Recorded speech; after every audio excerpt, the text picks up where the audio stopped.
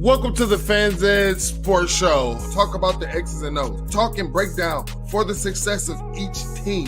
Slow your roll. Whether he has something to do with it or not, we are adding that to the clock. No team gonna freaking run the ball like that. That's challenging your manhood. Not too much. People still remember that. So look, I don't need to hear anything from you, Mike. It's been a crazy week for college football. They value seniority. When they're looking at the schedule, that's a tough schedule. Go beat everyone. You already know. Let's go. You already know.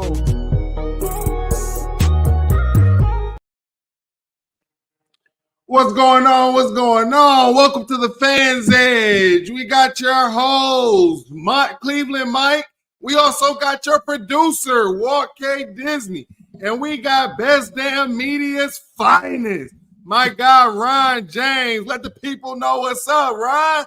What's up? What's up? I'm making my debut appearance here on the Fans Edge. It feels good to be here. Filling in for, I don't know who I'm filling in for. Cam, EG. I think I'm filling in for EG, Team Light Skinned over here. So, had to bring that light skin energy since EG wanted to slack and skip his own show. So I'm here representing Team Light Skin.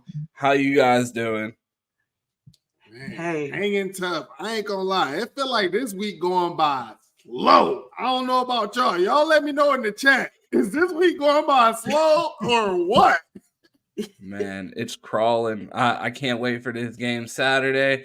We got content on content all week. I feel like we've done 3 weeks worth of content and it's only Wednesday. So this week has been quite a long week, and it still seems like game day is still pretty far away. Yeah. Yes, definitely. Saturday. It's only Yeah. Wednesday. But Speaking- that's what we're here to talk about, man. We Speaking of are content. here to give you some content, talk about football, and, talk about some big games that's coming up that should be on everybody's watch list. Right. And before we get started, make sure you go ahead, hit that like, subscribe, share, send it to all your friends, all your group chats, whatever, and tell them to join the show. We appreciate y'all for the support and always sticking with us. So let's get into it. Welcome to week 4 of college football. For me, week 3 was a disappointing week. It's hard being a Tennessee and a Razorback fan. So we struggled a little bit. We definitely struggled this past week. A lot of it. But anyways, speaking of week 3, who else stayed up to 2 a.m. to watch Coach Prime in Colorado take down State in OT, which brings us to the Clowns of the Week segment. Womp womp. So I know y'all know before the match, things got a little bit chirpy between Prime and Jay Norville. But Reese Davis from College Game Day decided to give his little 2 cents. So let's go ahead and roll the tape. I didn't take it that way. When you're talking to the media in a news conference as a head coach, you're either talking to the media, you're talking to your fans, or you're talking to your players. Jay Norvell, who I know was not talking to anyone at Colorado. I know he said he didn't care if they heard it in Boulder. Who do you think he was talking to? His players. He's talking to his players. We're not.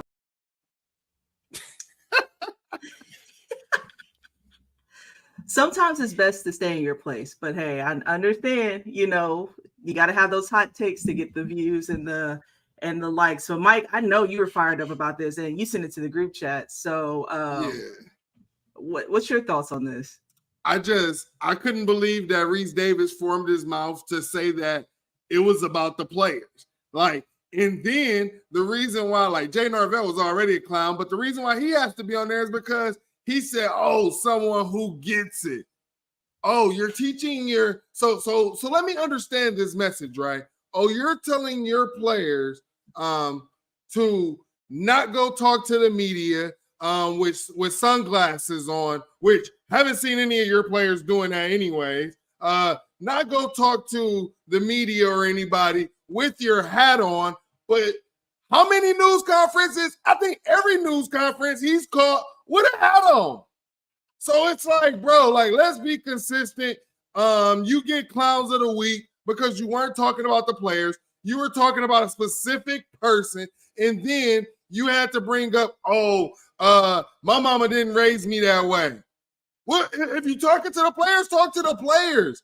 But if he was really trying to set a great example for his players, then why y'all got so many penalties or whatever, unsportsmanlike conduct, unnecessary roughness and all of this? Ain't nobody trying to hear that. They get clowns of the week.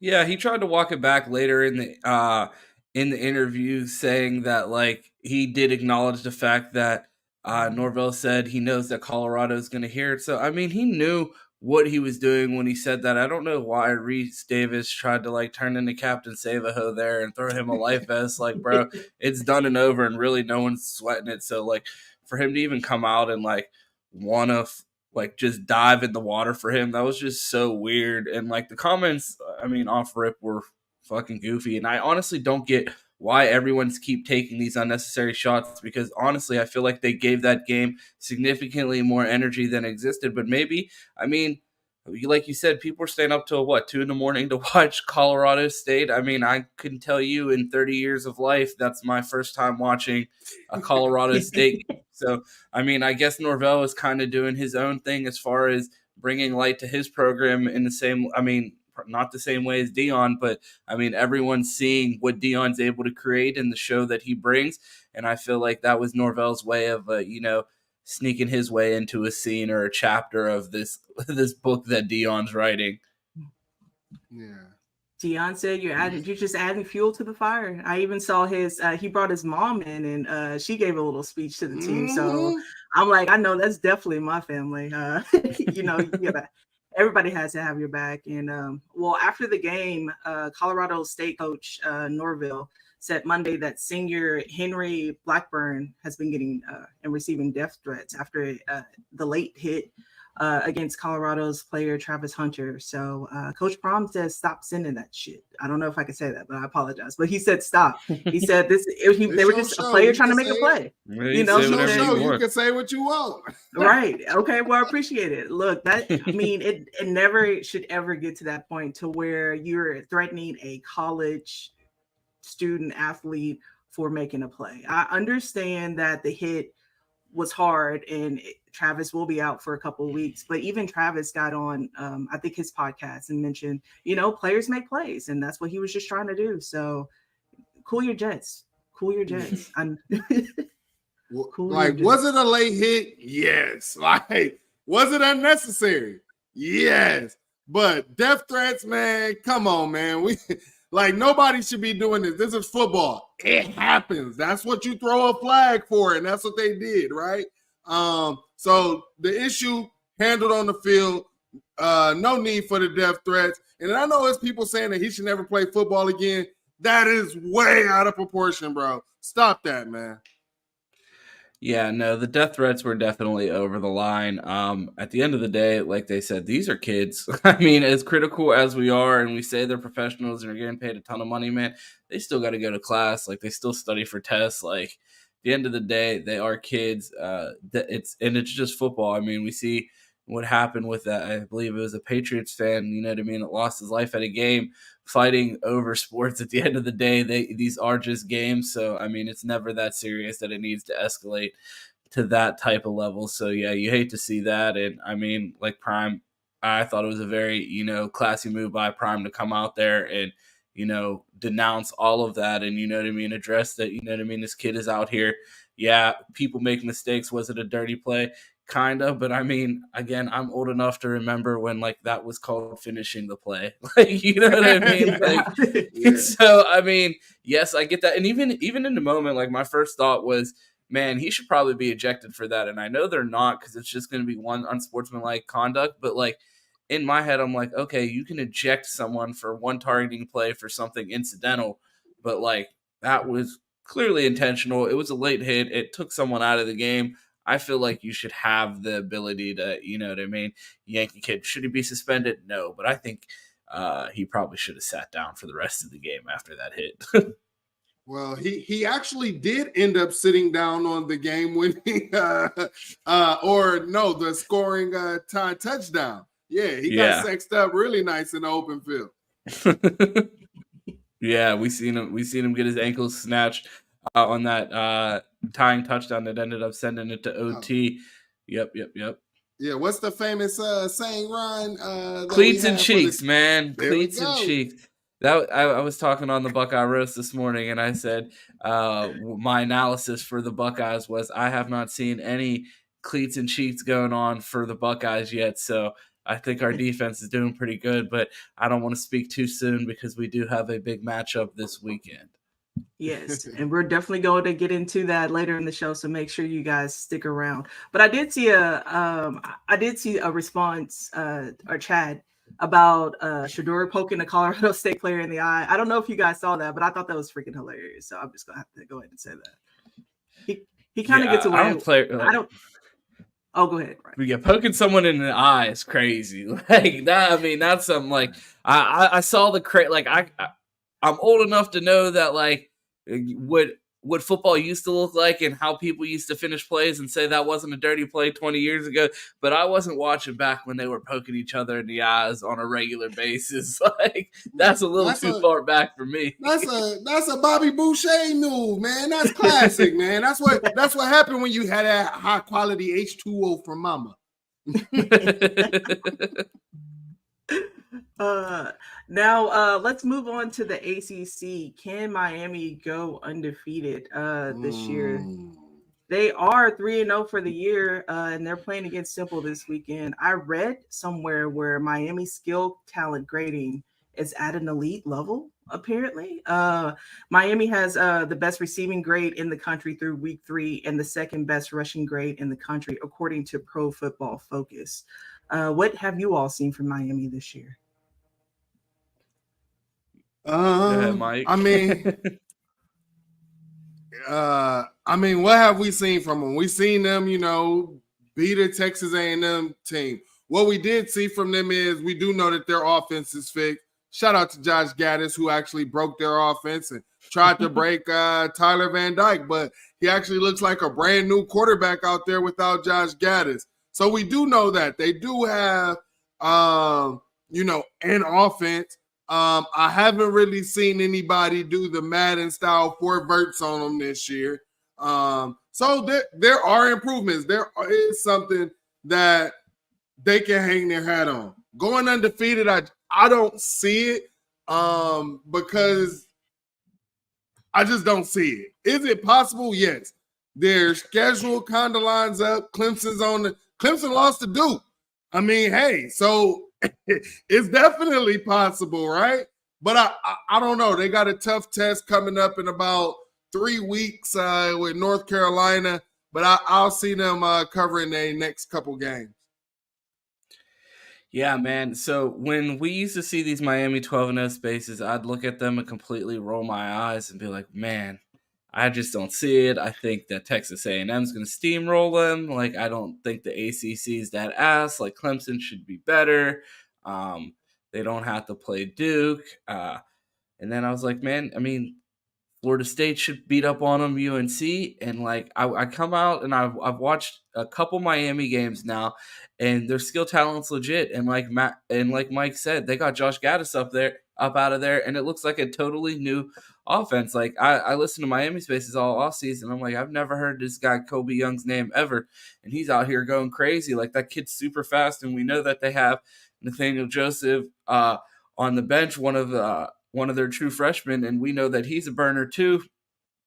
Ton of speed on that team. Tyler Van Dyke is looking like the first-round quarterback that people said that he was 2 years ago. Like, I don't know. Is he going to be a first-rounder? No, this is super deep class. But, like, that 2 years ago, we thought Tyler Van Dyke was going to come in and light the world on fire and have the type of season that he's having right now. And we're seeing his potential finally play out with a legitimate offensive coordinator. So, overall, it's just it's crazy. I almost said it's good to see. It's crazy to see because, I mean, Miami fans are insufferable. But, like, each week that goes by, I watch them, and the team just keeps getting better and better. And one of the things that I always used to joke about last year with this Miami team is their offensive line coach said that he'd cut off his arms and legs if the offensive line was an issue for that team.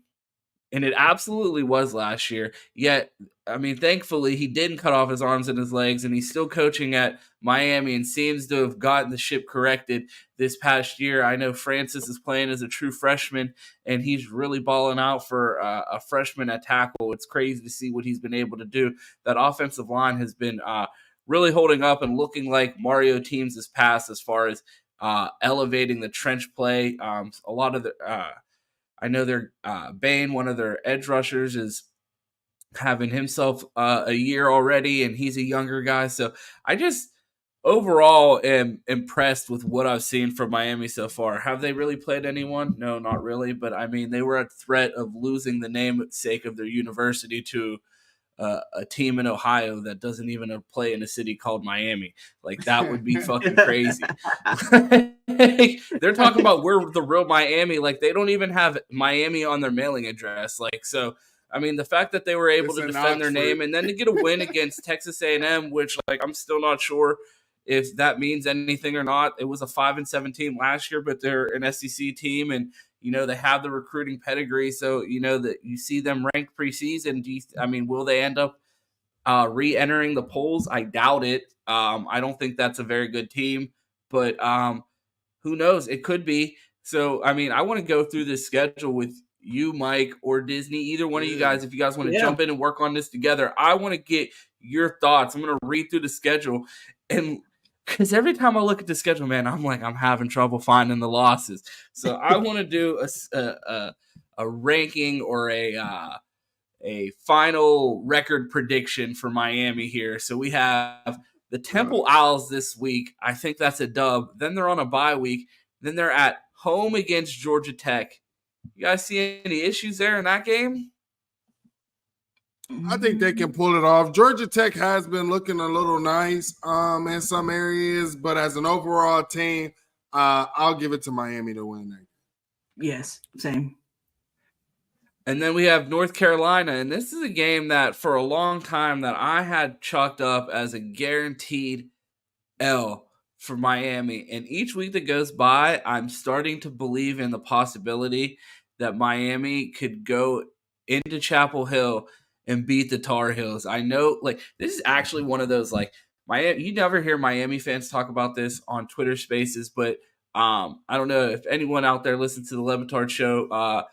Mike Ryan, the producer of the Levitard Show, talks about how North Carolina and Miami kind of have this silent rivalry because they play each other so tough. It's kind of like almost how Penn State and Ohio State isn't a rivalry, but they've played in so many good games and keep it close, and both teams really give each other a fight every time they play. Miami has kind of like that with North Carolina, so I feel like that's going to be a scrappy game.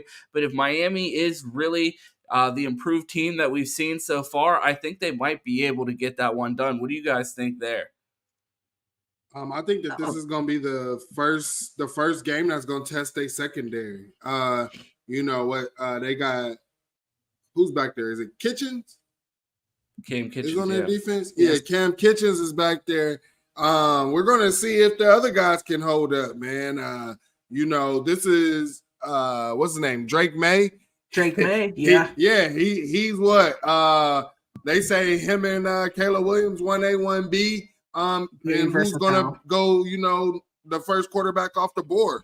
So I think that's the first test. We don't really know what Miami's defense is really gonna be or really be tested or anything, because they did let Texas A&M, who has had struggles under Jimbo Fisher on offense for years, they did let them put up 33 points.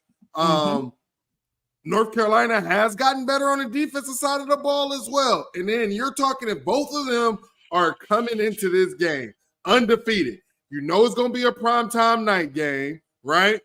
And let me tell you about them fans in Chapel Hill, boy. Hey, they done rallied around this football team. And you give them a couple drinks and extend the time a little bit longer, that's going to be a rowdy crowd going into Chapel Hill. That's definitely going to be a rowdy crowd. And especially if you got Drake May, he's been around the block a couple of times, and especially in Chapel Hill on the home court or, home field advantage with the crowd, I'm probably going to have to give it to UNC on this one. So that would take them to what 5-1 at that point, and then after that game, they have a home game against the cheesy Tigers. The Clemson Tigers come to town against Miami. It's been the ACC has been their conference for the past couple years, but I have not been impressed with anything that I've seen out of Clemson this year. Admittedly, I have not seen much, but even just scoreboard watching, the highlights that I've seen, we know that they're having struggles.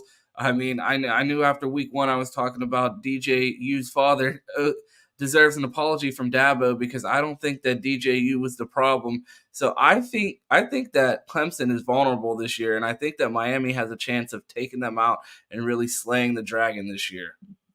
Yeah, Clemson has the opportunity where they could get better, as the season goes along. They could be finding, they could be finding their niche around October 21st when they play. But right now, the way the teams look, I would have to give the edge to Miami. But, I mean, as this goes, they wouldn't be undefeated because, I already said I got the edge going North Carolina. I know we did a segment. Oh, go ahead. I'm sorry. Oh, no, I was just going to say, I know we did a Go ahead. segment. Is this the fall of the SEC? But it's really should have been, is this the fall of Clemson? So I haven't seen much from them, to be completely honest. Hey. But I think this might be the game if they were to, start on a TikToking towards, finishing out the season a little bit better. I think this might be the game that they could come in and compete. Now, will they walk away with the dub? That I'm not too sure on. But I wouldn't be surprised if they did. Yeah, I definitely think both of those games are winnable. I think they're toss-ups. I mean, my initial preseason prediction was 8-4. I thought they would lose to Texas A&M, Clemson, North Carolina, and Florida State were the 4 that I projected, but they already were able to slay Texas A&M. I think Carolina and Clemson are toss-ups. Then you have Virginia at home, and then at UNC. I think both of those should be dubs. Again, if Miami is truly improved and is legitimate, and they're able to continue doing the things that we've seen, and they're able to continue to have the success that we've seen on offense. And then, obviously, the big one that everyone has circled, Saturday, November 11th, at number 4, Florida State. Do you think you've seen enough from Miami to think that this is even going to be a competitive game? I mean, it's a rivalry game. Anything can happen in rivalry games. It wasn't overly competitive last year. Do you think that Miami has made enough improvements to make this a game, if not possibly be able to knock them off? Yeah, I mean, this definitely could be a game, like I said, if they show that they have a defense. We did see Florida State struggle a bit. Jordan Davis didn't seem to be the issue, but everything around him seemed to be the issue, So Jordan Davis containing him, stopping him. Jordan Travis, my bad. Thanks for that. It would be all up to him. Can they stop him? Can they slow him down? Like you said, it is a rivalry game, so I expect this to be close, and really, I just think it'll come down to who can get that last stop. Yeah, I definitely think it will be a close game, especially in Florida. I heard that Florida State was the best team in Florida, so Miami proved me wrong. We'll see what happens. But for me, I think it's a little bit too soon to tell because, the fall of the SEC was A&M. I mean, it was a pretty good competitive game, but I think once we really get into conference play within the next couple of games, you really will see how Miami pans out for the rest of the season. So. Yeah, and they finish out the season with Louisville and Boston College, which I think are both winnable games if we're talking about them potentially beating some of the other teams that we talked about. I feel like those are the 3 big games remaining on their schedule. I think a lot of them are toss-ups. Definitely going to be closer than I initially anticipated going into the season, but that's just something that I wanted to talk about here on the show today because each week that goes by, the Miami fans get louder, and man, if they were to somehow backdoor their way into a playoff or an ACC championship win, they will truly be unsufferable. So I'm not going to lie. I've been schedule watching, who the fuck is going to end this? I think they'll end up having 2 losses, whether that be one in the regular season for sure. And then if they do make it to the ACC championship game, I don't think that they come out victorious. That's just me. Because whoever makes it there, I just feel like is probably going to be like a Florida State. Whatever team it is probably going to actually be a playoff contending team. And I don't think that Miami is actually there yet. But shout out to them for actually being better. Yep. Definitely rebuilding. Okay. So we're getting ready to get into some of this week's matchup. So can Iowa shock the world and win in Penn State territory? So if they plan on winning, I feel like they need to do a little bit of this. Roberson in trouble. Goodson straight ahead. And Goodson stiff on. So I wish Cam was here because this was one of his sleepers teams. So I really wanted to have this discussion with him. But in a whiteout, can you imagine Iowa knocking out Penn State? Go ahead, I think it would be crazy. Yeah, I mean, I didn't love the way that Penn State looked, but I think them being at home and it being a whiteout is just going to be too much to overcome. Iowa's offense is one of the most anemic, most poorly coached offenses in the country. Brian Ferentz, right? That's Kirk's son, is the offensive coordinator there, and he has a clause in his contract that the team must score at least 25 points a game or he will be fired at the end of the season. So we saw them run it up to 41 last week trying to get a head start, but I think that offense is going to be putrid this week, and it's going to be very difficult for them to score and be able to keep up with them. But I think that this defense is going to come in here and really challenge Penn State and see what Drew Allar is really made of. He's going to have 100 and some thousand people behind him in a whiteout rooting him on. So I think with that energy and the stakes of it just being such an important game and all that energy around campus, I think Penn State's going to be able to get it done. But if this wasn't a whiteout, I would really have Penn State on upset alert going into this week. Yeah, Mike, what about you? The way I feel about it is, I was offensive coordinator. He was feeling himself. Talking about, hey, everybody can get off my back now and all of this stuff. Nah, ain't nobody about to get off your back. You about to go up against a way better defense. Here's the thing.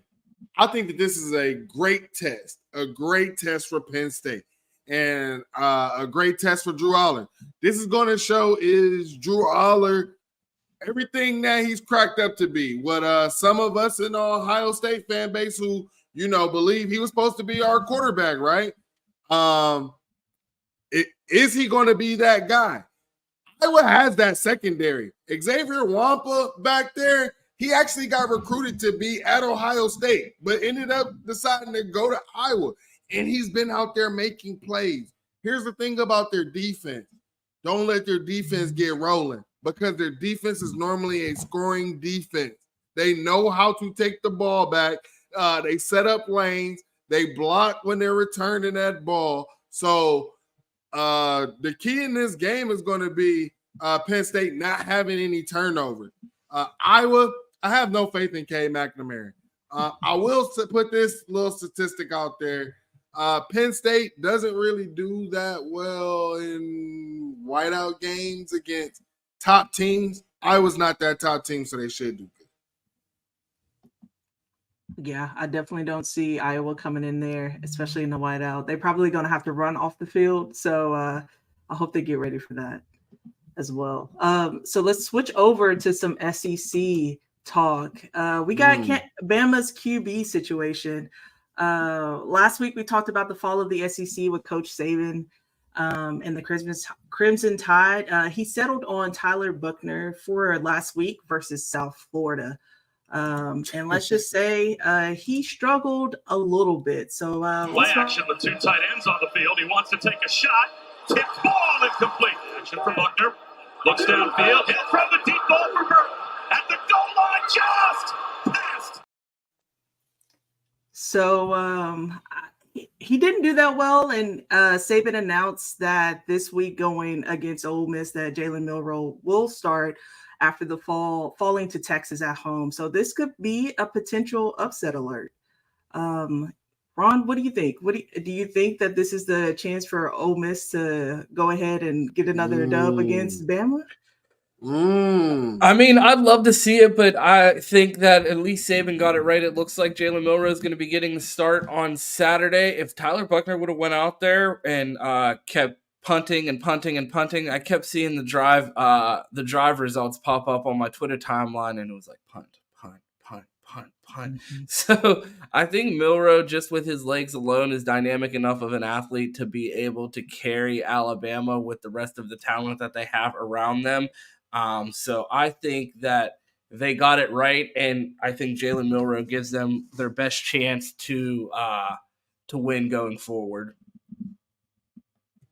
Yeah, Jalen Milroe definitely brings something extra with his legs.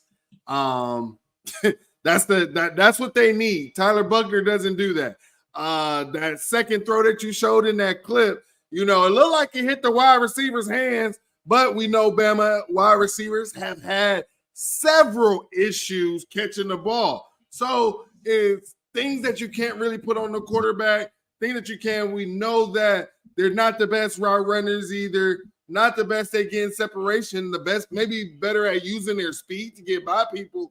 But the wide receiver development has just been downhill, man. And I don't think Tyler Buchner really ever had a chance with Tommy Rees as his OC, with this offense, that O-line. In two different places, bro. He bet his full career on Tommy Rees, bro.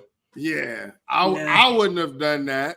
To be honest, he probably would have been better just sitting 1 year behind Sam Hartman and then playing next year, or trying to play next year. But it is what it is, man. He is where he is. So, yep. So speaking of this, Alabama versus Ole Miss is one of our games to watch for this upcoming week. And we're going back to Coach Prime. We still have them facing Oregon this upcoming week. And I know we talked a little bit about that, but they could say, a lot of people do say that this is the week for Colorado to really show who they are. And to see if they can actually beat Oregon and Bo Nix, or this might start the fall of Colorado, and we'll see him on a losing streak. Let me tell y'all folks something. Say it with me. I believe. Say it with me, people. I believe. I believe. I believe. But guess what? I'm a believer. I believe. I believe in Prime. I do. I believe in Colorado, but not this week. Not happening, guys. I don't think that they get the job done. I just think that Oregon, they've been looking really good on offense. The defense has been doing a really good job as well. On both sides of the ball, statistics, analytics, Oregon looks very nice. We did watch some issues with Colorado. Now, we do know Colorado has playmakers, but I will just give that defensive edge to Oregon. And here's the thing. There's a lot of people that's been waiting on Coach Prime to lose. And they're like, oh, I told you. You didn't say anything, because here's the thing. You were already wrong. No one picked them to be 3-0. No one picked them to be 3-0 starting off the season. So in Colorado's image right now, in Prime's image, he's won. He's already successful. I went on record saying anything more than one game was a success. I didn't think that they would go bowling. I think they going bowling. You take a team that only won one game, and then you got a potential bowling team. You got the people talking about these players in the NFL and all of this stuff. That's not what this team was talked about last year. So this is a success. So all those people who just want to sit in there waiting with their little Twitter thumbs, your take's not going to hit. It's just not. Adding fuel to the fire. Hey, my mom said she believes, so she's usually good at picking them. I believe. I believe. What about you, man. Ron? I think I think Dion's done a great job turning that program around, but I just think it's just going to be too much to overcome, especially without Travis. You see, anytime they really get their back up against the wall, it's like, all right, well, here goes Travis on third down. Here goes Travis in the fourth quarter. Here goes Travis with the interception. I feel like he's really the lifeblood of that team, and I feel like I completely diss this movie, and I can't believe I'm about to reference it, especially during Notre Dame game week. But like, I don't know, it's like, does Colorado have a fucking Rudy moment in them? Of Oh like, my God, bro! are they about to have like the underdog story? Lord Jesus, bro. Like, I can't believe after all the shit I talked on that movie, but like that's the only scenario, because it went from like they went from like, oh, it's personal, and like they're on top of the college football landscape right now, but at the same time, they're the underdogs going into this game. So is Prime able to rally the troops with that underdog mentality? At first, it's been like they don't respect us, and now it's like we still again have to prove ourselves. And I think Prime's going to be able to do a good job. Prime's going to be able to do a good job of motivating his team and be able to get them ready for this game on Saturday. I think they'll be able to keep it respectable even without Travis Hunter. And I feel like the humbling ass whooping that a lot of people seem to be clamoring for is still not going to happen this week. What about Shador? Do you guys like what you see from him? What do you expect to see from him against Oregon? For sure. I think, he can ball out. It's just all about those wide receivers. Like Ron was saying, when you need something, that Travis can make those big plays for you. And like I said, I believe that Oregon is pretty stout on defense. I think this will be the best defensive team that Colorado will see up to this point, right? And who's going to be those playmakers that get open for Shador? Because here's the thing. I don't believe that you win this type of game, this high-ranked game, this type of matchup just off of Shador alone, right? You have to have some type of playmakers. Yeah, I just don't know if they have the playmakers yet, but I think that's where Prime is going to become a problem once he's able to really put his feet down at a university, unpack, and really bring in all the luggage that he has. I mean, I think that once they have a stable of talent, they're really going to be able to compete, but I just don't think they have it right now, and I feel like it's going to show against Oregon this week.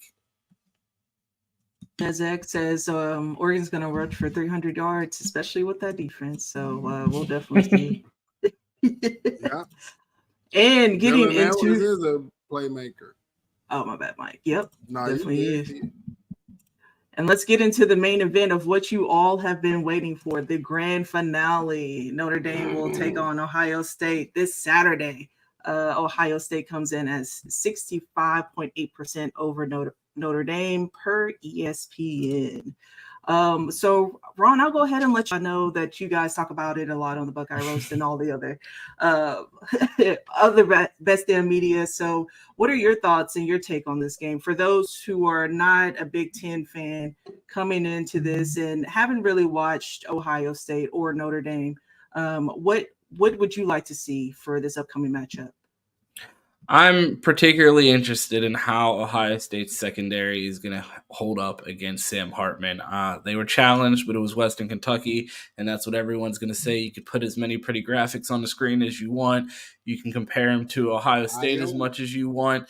There's no, it's not the test that everyone's going to respect. I don't care how much success that they've had on offense over the past years and the fact that Ohio State has held them to their lowest output ever.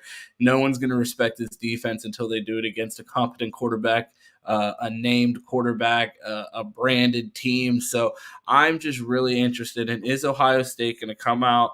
Are we going to see this? What do they call themselves? The Seatbelt Society or some shit like that, whatever they call themselves. BIA, is BIA back? Do they have the seatbelts on Saturday? Are they able to lock up these Notre Dame wide receivers? People have talked about the team speed, but I mean, if you go into a space with Notre Dame people, they have 9 Randy Mosses on the team. So I'm interested to see what this team actually looks like and what size shirt Marcus Freeman decides to wear to the game, or if he goes with his patented body paint that he's gone with for the first 3 weeks of the year. Ryan don't like him shopping at Baby Gap. I just don't get it. Like, bro, the one thing I get it, you lift, but I'm just not sure why bro's shirt has to be that tight. I don't know. Maybe he don't do his shopping. Maybe. Bro, I'm pretty sure the University of Notre Dame has a bigger T-shirt. Like, bro wears team-issued polos in a size infant every week. It's like Hollister and Abercrombie all over again. Yeah, bro. They have months on his sizes, on the size of his shirt. It's in months.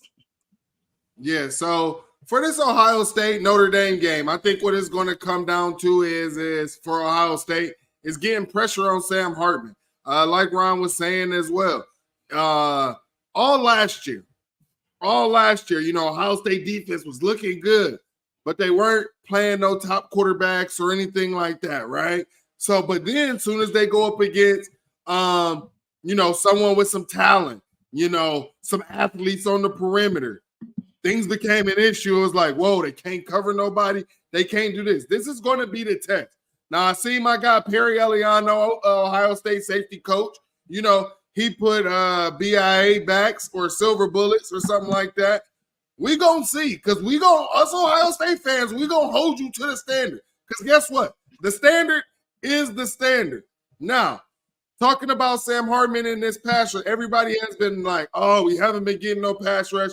We played Indiana. We played these teams, all of this. I talked to Ron off air, and I was letting him know. You play a team doing the triple option. You do another team getting the ball out, doing the quick scheme game. Then you got another team with the RPO, so you're trying not to get yourself out of position on an RPO move.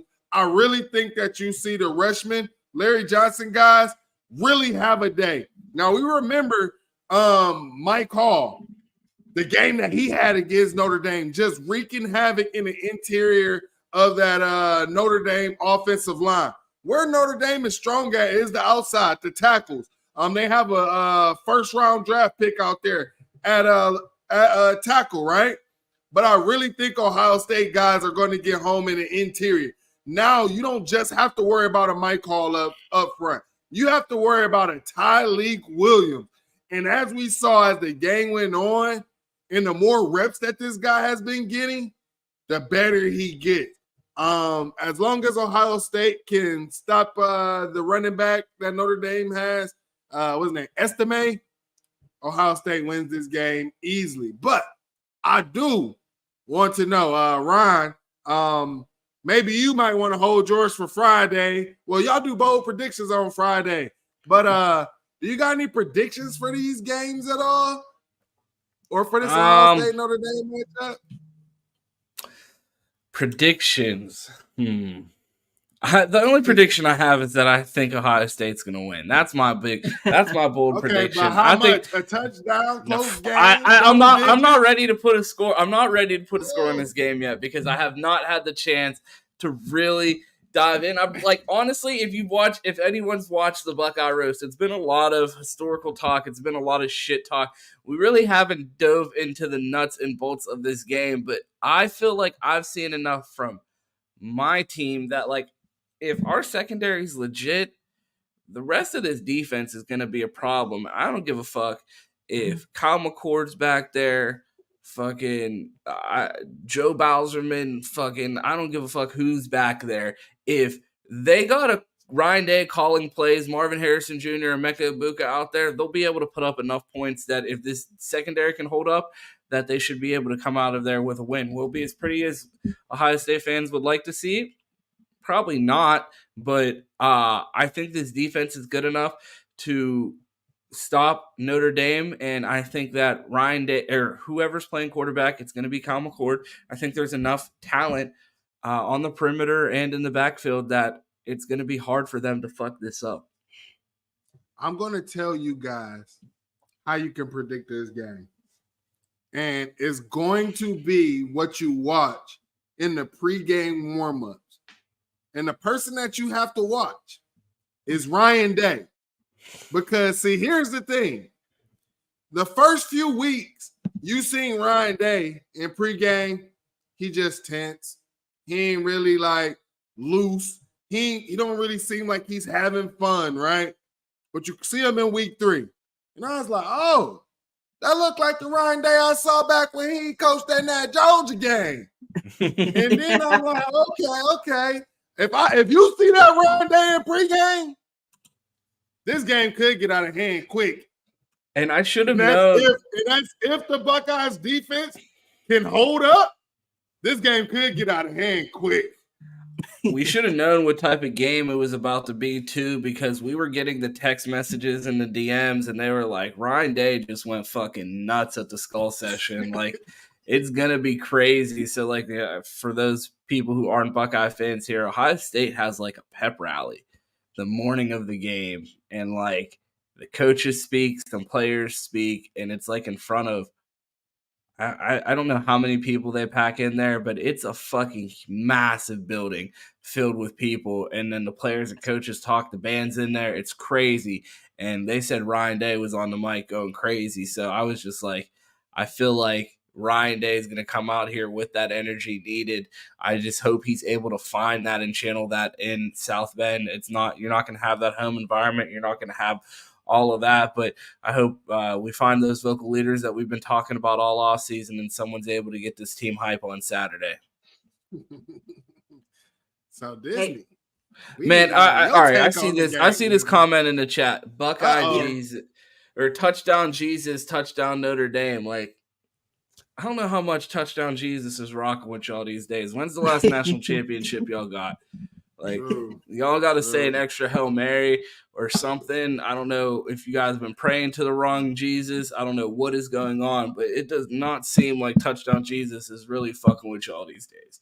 Like those only time Jesus helping y'all out seem like, might be recruiting for one player. So we did have. Oh, sorry, Mike. Go ahead. Oh no, just the one player. You like, oh, I'm all Buckeye. Then you go on the church retreat, and then it's like, oh, go Irish. What the Make it make sense, Jesus. Not a church retreat. But yeah, 1936 was the last time they beat Ohio State. So my parents wasn't even alive to see that. So just saying, My grandma was 7. I'm going to give her a call and see if she remembers. Dang.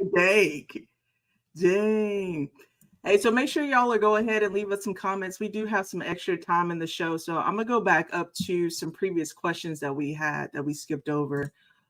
So Brandon had a question about the D-line. Will they do something, get in the backfield? That's what we're looking for. What do you guys think on that? Yeah, I mean, I thought they were super disruptive against Western Kentucky. They didn't completely get home. You didn't see a lot of sacks, but, I mean, you saw them getting hits on the quarterback. You saw them getting pressures, hands in his face. So, overall, I liked what we saw out of the defensive line. Would you like to see them get home just so you have the sack numbers? Obviously. But, I mean, I keep saying each week, I'm fine with this defense not – we saw all this turnovers last week. We saw 4 turnovers. We saw 2 touchdowns. But, in the previous weeks, I was like, you can't really complain about them not having turnovers if they're only giving up 3 points, if they're only giving up 10 points. So it seems like they've been getting better and better each week. And I think maybe they'll find a way to get home more. But I'm not particularly concerned about how it looks in the stat book if they're able to keep the score low. Buckeye fans, let me tell you something about this, man. This defense that we seeing all of these great, the steps that they are taking, all these improvements. What if I told you that this defense has been very vanilla? We ain't really disguised nothing. We ain't really hid nothing. We honestly ain't really made a quarterback sit there and think and have to go through a progression because all of these quarterbacks was getting the ball out their hand real quick. Sam Hartman's not that type of quarterback. This is a pro-style offense that we're going against. And I really think that our guys are going to get home. There are some issues. People are talking about, does Sam Hartman have an injury? He says he's good. So I don't want to hear Notre Dame fans using that as an excuse. when we get home, when he can't scramble, because we getting home. Absolutely. I think they'll be able to get home. Yeah. Okay. So we go ahead. No, I'm gonna read this one. Michael, because you done been here. You've been on Best Damn Media on our network all season. We done seen your Notre Dame stuff. Who's covering Notre Dame? Wide receiver, Chris the Jet Tyree with his, we'll round up and say 4.4 speed and 6'3" wide receiver, Tobias Merriweather on the other side, who runs 21.4 miles per hour. Well, I don't know if you know this, Michael, but there's a wide receiver who runs faster than that at Ohio State, who our DBs have to cover every day in practice and been doing it all off season. I don't know if you heard of a young man named Denzel Burke, but that island, he's getting lonely over there. I think y'all should fuck around and find out over there. How about that? Yeah. And also, you went MIA last year after you talked all that shit. I want to know, are you going to still answer this question in the chat? Are you going to be outside when y'all take this L? Yes or no? Fuck we talking about, man. Ryan, you got anything to add, man? No, I mean, I have faith in Iggy and Denzel to handle that. It's just crazy that, like, when you're getting ready to play Notre Dame, they have all of these people, and like, bro, I haven't heard anyone talk about the fact that, you know what I mean, they have a backup Ohio State defensive end like starting, like like they should be thanking us. Like I see all of these fucking Notre Dame fans in the chats and in the mentions, and I'm like, I'm not a single thank you for JJB. Like, we gave you one of your best defenders. Like, you're welcome. No problem. Anytime. Do you see this in the chat? They said there's a clip of Tobias getting walked down by a linebacker. Oh, we'll just cover him with Sonny Styles. We ain't worried about him. What the fuck you talking about? Tommy Eichenberg flexes cover skills. Hey, he did. Hey, he beat Ronnie Hickman back there in that Georgia game. I'm just saying, Rocket. They said they're ready for the D-line versus the O-line. So that's the test right there. And I mean, like, I'm not about to sit here and say like Notre Dame don't got no NFL guys on their O-line. They do. I just believe their weak spot is the interior. And the interior pass rush is the strength of our D-line. So I mean, hey, we about to find out. And here's the thing. Somebody draft stock might fall down if we get that pressure on the edge. Just saying. Wouldn't be the first time Ohio State dropped somebody's draft stock. Joey Porter. Michael's still going at it.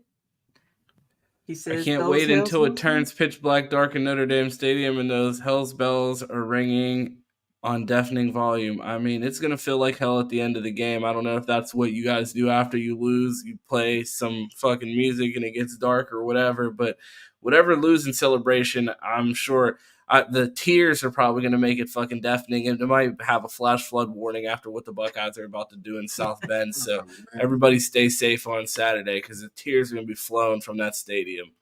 Yeah, he got. I already see his excuses. He talk about, he got hawked because of a thunderstorm. Lord Jesus, the excuses. what will it be next?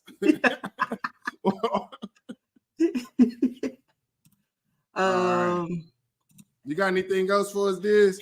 No, that's pretty much it. There's just a lot of going back and forth between the Notre Dame and the Ohio State game. And again, I know you guys make sure you stay tuned to the Best Damn Media as they break down this game coming up later in this week, because I'm sure they will be putting out content all week. So make sure you continue to go ahead and like and share, as well as subscribe, so you are in the know for when we do drop everything else. So do you guys got anything else for tonight? Ryan, tell the people where they can find you and what we have coming up this week. Man, we got a jam-packed schedule of content coming out. If you want to find me, you can find me on Twitter at 2Ts. It's 2_TEES. You can find me on the morning channel or the morning show on the channel, the Buckeye Roast, every Monday through Friday at 8 a.m.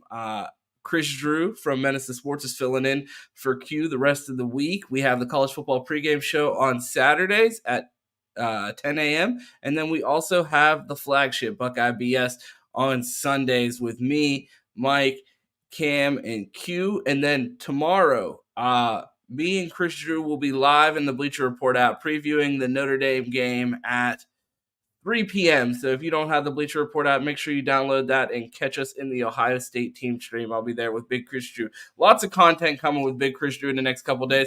And Dog's Film Room will be dropping on Friday. I know you guys loved that last week. An in-depth breakdown of the Western Kentucky game. So make sure you are subscribed to the channel so you don't miss that film breakdown on Friday.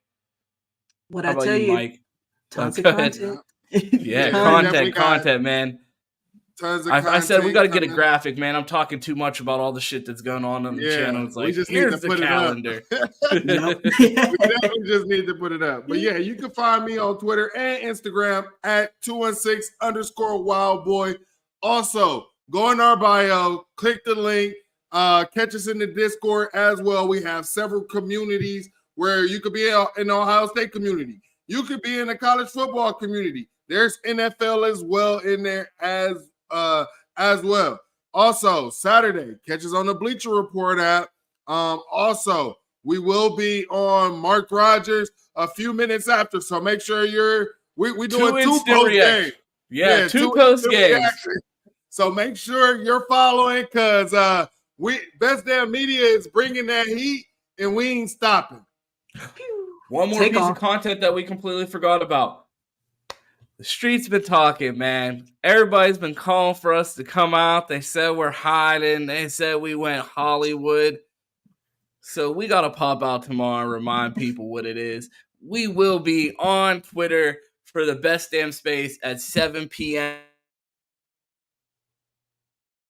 Ron, we're going to talk this. We we have it scheduled out there. So make sure you set that reminder. We're going to be talking to these little dweebs from Notre Dame and pack them up once and for all. A lot of people been asking for us. I think they forgot, you know what I mean? We're not on the timeline as much, so they think shit's sweet. But when we pop out, we go crazy. So make sure you pull up at 7 p.m. content, man. We can't look when you're putting out content. You can't be on Twitter 24/7. But you can't keep giving you no more free, Randy. Yeah, we outside. We on Facebook. We on Twitter. We on Instagram.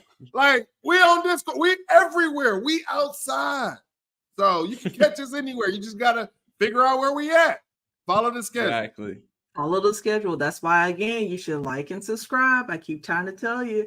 But if you want to hit me up, you can always find me at Walt K Disney on all social media platforms with any content. And if you want to join the show, just let us know. We're always open and welcome to have guests on the show. So any of you Notre Dame fans, we did have Notre Dame content earlier this season already. So if you want to hop on the show and say it with your chest, then go ahead and do that. We'll always welcome you onto the Fans Edge. And with that, anything else you guys got to say? That's all I got. That's all I got to say. Hey, man, like, subscribe, hit that notification bell. Yep. And with that, Peace. We are out.